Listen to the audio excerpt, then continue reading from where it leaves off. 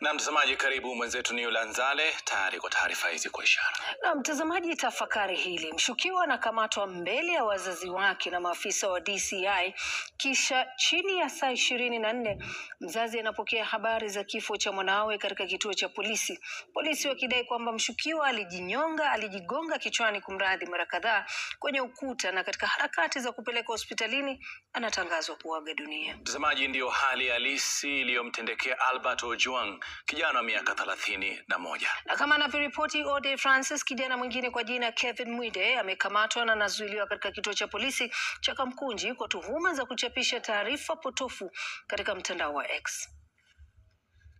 Akiwa anapata chamcha nyumbani kwao na familia yake, maafisa wa upelelezi walifika na kumchukua Albert Ojwang na kisha kumtia pingu mida ya saa 8 mchana. Hakula, wakamchukua wakamweka pingu. Nikauliza kwani amekosea nini? Wao wakasema ya kwamba kuna boss wake, kijana wangu amemtusi vibaya sana katika Twitter, walitamka X. Sasa nikauliza ni boss gani? Wakasema huyo bwana Sogei. Akaniambia kwamba mzee, usiongee maneno mengi, wewe tufate police station Mawego. Akiwa mikononi mwa maafisa wa polisi, Albert aliwasiliana na rafikie ambaye tumebana jina lake akiwa na wasiwasi. Mimi I've never experienced it. Nini?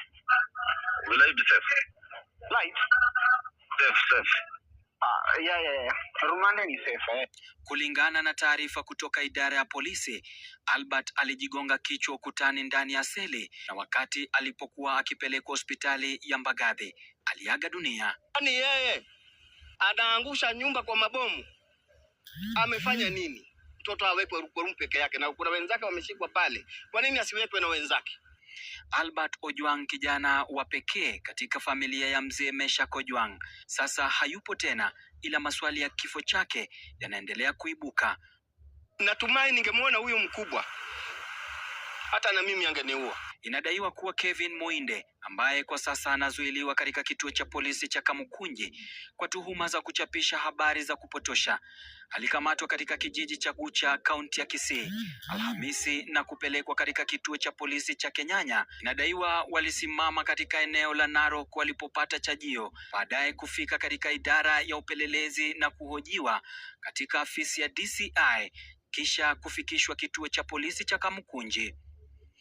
Baada ya kukamatwa kwa Kevin Mwinde, inadaiwa kuwa Albert ni miongoni mwa waliokuwa na uwezo wa kuingia katika akaunti ya Kevin ya mtandao ambayo ilichapisha habari kwenye mtandao wa X kuhusu habari potovu. Kulingana na ripoti na mtiririko wa matukio katika kituo cha polisi, alisajiliwa katika kitabu cha OB saa 3:05 Ijumaa usiku, ila mawasiliano na Albert kutoka kwa marafiki zake yanaashiria taswira tofauti. Wanaharakati sasa wananyoshea kidole cha lawama idara ya polisi kwa mauaji yake Albert Ojwang. Kifo cha Albert Ojwang kinaishia hapa katika chumba cha kuhifadhia maiti cha City, ila uchunguzi wake unaanzia hapa ili kuweza kubaini chanzo cha kifo chake na waliohusika. Ode Francis, runinga ya Citizen, katika chumba cha kuhifadhia maiti cha City hapa Nairobi.